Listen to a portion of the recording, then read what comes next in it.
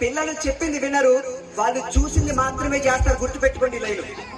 పిల్లలు మీరు చెప్పింది చేయరు, వారు మీరు ఏమైతే చేస్తున్నారో, మీరు ఏదైతే ఇంటి దగ్గర చేస్తున్నారో అది మాత్రమే చూసి వాళ్ళు నేర్చుకుంటారు. ఇది యథార్థంగా జరిగిన సంఘటన మీకు చెప్తున్నానండి. వాళ్ళిద్దరు వైఫ్ అండ్ హస్బెండ్స్ ఉంటారు. ఒక బాబు ఉన్నాడు వాళ్ళకి. వాళ్ళు రోజు తిట్టుకోవడం వినండి. రోజు వాళ్ళిద్దరు కొట్టుకోవడం తిట్టుకోవడం మీ అందరికీ తెలుసు. ప్రతి ఇంట్లో జరిగేదే ఇది. ఎంతలో కొట్టుకుంటారంటే బహుశా నాకు తెలిసి వాళ్ళు పూర్వజన్మలో కూడా వాళ్ళు వైఫ్ అండ్ హస్బెండ్స్ అనుకుంటే అక్కడి నుంచి స్టార్ట్ అవుతాయండి వాళ్ళ యుద్ధాలు, గొడవలు. నీ వల్ల అబ్బాయి చెడిపోయాడు, నీ వల్ల అమ్మాయి చెడిపోయింది. ఒకరి మీద ఒకరు నిందలు వేసుకుంటే చెడిపోయేది మీ పిల్లలే కదా. ఈ చిన్న లాజిక్ ఎలా మిస్ అవుతున్నాం మనం?